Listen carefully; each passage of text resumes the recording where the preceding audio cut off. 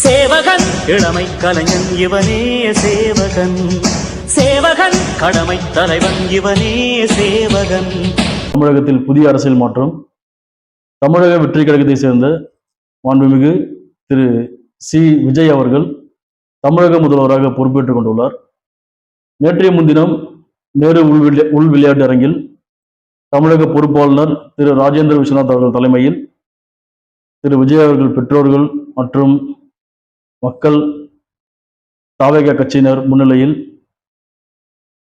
சிறப்பு அழைப்பாளர் திரு ராகுல், காங்கிரஸ் தலைவர் திரு ராகுல் காந்தி அவர்கள் முன்னிலையில்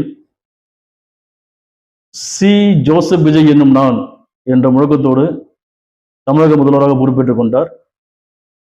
இன்றும் அதே கம்பீரத்தோடு நம்முடைய தமிழக சட்டசபையில் அவர் மீண்டும் எம்எல்ஏவாகவும் தமிழக முதல்வராகவும் பொறுப்பேற்றுக் கொண்டுள்ளார்.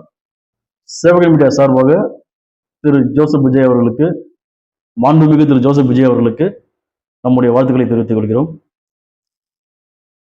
தாவேகா சார்பாக நடைபெற்ற மருத்துவ முகாம், தமிழக வெற்றி கழகமும் சவிதா மருத்துவமனையும் இணைந்து நடத்திய மருத்துவ முகாம்கள், இலவச மருத்துவ முகாம்கள் அனைத்தையும் எக்ஸ்க்ளூசிவாக சேவகன் மீடியா கவர் செய்து நம்ம சேவகன் மீடியா சேனல்ல பதிவு பண்ணியிருக்கோம். எல்லாருக்கும் தெரிஞ்சிருக்கும், நிறைய பேர் பார்த்துருப்பீங்க. தொடர்ந்து நம்ம தாவேகாவோட ஒரு தொகுப்பு நம்ம பார்க்கலாம். டிவிகே தாவேகா என்று அழைக்கப்படும் தமிழக வெற்றி கழகம் கடந்த பிப்ரவரி 2, 2024 அன்று நடிகர் விஜய் தலைமையில் தொடங்கப்பட்ட கட்சியாகும். 2026 தமிழ்நாடு சட்டமன்ற தேர்தலில் போட்டியிட்டு முதல்வராவதே இலக்கு என களமிறங்கிய விஜய் தாவேகா கட்சியின் கொள்கைகளை மக்களுக்காகவும் சமூக நீதிக்காகவும் நிலைநிறுத்துவேன் என்று முழக்கமிட்டார். கடந்த 2024 பிப்ரவரி 2ஆம் தேதி விஜய் அதிகாரப்பூர்வமாக தமிழக வெற்றி கழக கட்சியின் தலைமை நிறுவன தலைவராக விஜய் பொறுப்பேற்றார்.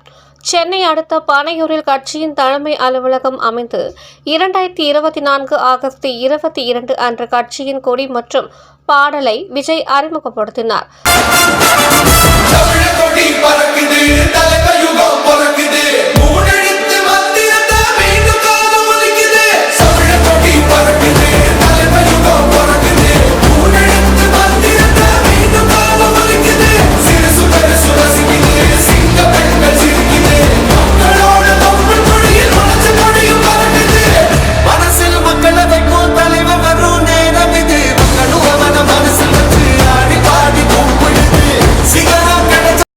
தமிழக வெற்றி கழகத்தின் முதல் மாநில மாநாடு 2024 அக்டோபர் மாதம் 27 அன்று விழுப்புரம் மாவட்டம் விக்கிரவாண்டியில் நடைபெற்றது. மேலும் அக்கட்சியின் கொடி மற்றும் சின்னமான விசில் சின்னம் அறிமுகப்படுத்தப்பட்டு விஜய் முதலில் அரசியல் உரையாற்றினார். இரண்டாவது மாநாடு மதுரையிலும், அதன் பின்பு திருச்சி, திருவாரூர், சேலம், கரூர், காஞ்சிபுரம், வேலூர், பாண்டிச்சேரி, கரூர், திருவள்ளூர் என பல இடங்களில் தேர்தல் பிரச்சாரம் செய்யப்பட்டது. இதில் துயர சம்பவமாக கரூர் பிரச்சார கூட்டத்தில் செப்டம்பர் 27, 2025 அன்று கரூர் வேலுசாமிபுரத்தில் தமிழக வெற்றி கழகம் தலைவர் விஜய் பங்கேற்ற பொதுக்கூட்டத்தில் ஏற்பட்ட கூட்ட நெரிசலில் 41 பேர் உயிரிழந்தனர், பலர் காயமடைந்தனர். இந்த துயர சம்பவம் நாடு முழுவதும் பெரும் அதிர்ச்சியை ஏற்படுத்தியது. இது தொடர்பாக சிபிஐ விசாரணைக்கு உச்சநீதிமன்றம் உத்தரவிட்டுள்ளது. இந்த விபத்தில் பாதிக்கப்பட்ட குடும்பங்களுக்கு தலா 20 லட்சம் நிதியுதவி அறிவிக்கப்பட்டது. இந்த நிகழ்வு தமிழக வெற்றி கழகத்திற்கு பெரும் களங்கத்தை தந்தாலும் தமிழக மக்கள் அவர் மீது வைத்துள்ள அபிமானத்தின் காரணமாக 2026 தேர்தலில் தமிழக வெற்றி கழகம் தமிழகத்தில் ஒரு புதிய அரசியல் மாற்றத்தை ஏற்படுத்தியுள்ளது.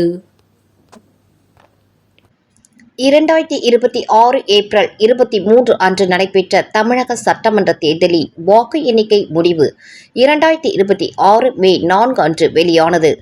அதில் தமிழக வெற்றி கழகம் தனிப்பெரும்பான்மையாக 108 இடங்களிலும், திராவிட முன்னேற்ற கழகம் 59 இடங்களிலும், அதன் கூட்டணி கட்சிகளான காங்கிரஸ் 5 இடங்களிலும், விடுதலை சிறுத்தைகள், இந்திய கம்யூனிஸ்ட், மார்க்சிஸ்ட் கம்யூனிஸ்ட், இந்திய யூனியன் முஸ்லீம் லீக் ஆகியோர் தலா 2 இடங்களிலும், அண்ணா திராவிட முன்னேற்றக் கழகம் 47 இடங்களிலும், அதன் கூட்டணி கட்சிகளான பாட்டாளி மக்கள் கட்சி 4 இடங்களிலும், பாரதிய ஜனதா கட்சி, தேசிய திராவிட முன்னேற்றக் கழகம், அம்மா மக்கள் முன்னேற்றக் கழகம் ஆகியோர் தலா ஓர் இடங்களிலும் வெற்றி பெற்றனர்.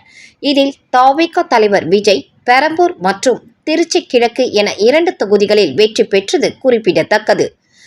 108 இடங்களில் வென்ற போதிலும் தவிகவிற்கு ஆட்சி அமைக்க 118 இடங்கள் வேண்டும் என்றிருந்த நிலையில் 2026 மே 4ஆம் தேதி முதல் மே 9ஆம் தேதி மாலை வரை நீண்ட பேச்சுவார்த்தைகள் மூலம் திமுக கூட்டணியில் இருந்த காங்கிரஸ், விசிக, சிபிஐ, சிபிஎம், IUML ஆகியோர் தவிர்க்க விஜய் அவர்களுக்கு ஆதரவு அளித்து 108-13 என 121 இடங்களில் விஜய் வெற்றி பெற்ற 2 தொகுதிகளில் ஒரு தொகுதியை ராஜினாமா செய்யும் தருணத்தில் தமிழக வெற்றிக் கழகம் 107, ஆதரவு கட்சிகள் 13 என 120 இடங்களை பெரும்பான்மையாக நிரூபித்து ஆளுநரை சந்தித்தார் விஜய். 2026 மே 10 அன்று சென்னை நேரு விளையாட்டு அரங்கில் விஜய் அவர்களின் பெற்றோர் திரு சந்திரசேகர், திருமதி சோபா சந்திரசேகர், திரு ராகுல் காந்தி, கூட்டணி கட்சி தலைவர்கள், தவிக கட்சியினர் முன்னிலையில் தமிழக பொறுப்பு ஆளுநர் திரு ராஜேந்திர விஸ்வநாத் அவர்கள் மாண்புமிகு திரு சி. ஜோசப் விஜய் அவர்களை தமிழக முதல்வராக பதவி பிரமாணம் செய்து வைத்தார். தமிழகத்தின் 9வது முதல்வராக பொறுப்பேற்றுக் கொண்ட உடனே 200 யூனிட் இலவச மின்சாரம், மகளிர் பாதுகாப்பு, போதைப்பொருள் கட்டுப்படுத்துதல் போன்ற தமிழக மக்களுக்கான திட்டங்களை அறிவித்து மக்கள் முன் கையெழுத்திட்டார். 2026 மே 11 அன்று சென்னை ஜார்ஜ் கோட்டை தமிழக சட்டமன்றத்தில் அதிகாரப்பூர்வமான முதலமைச்சராக பொறுப்பேற்றார்.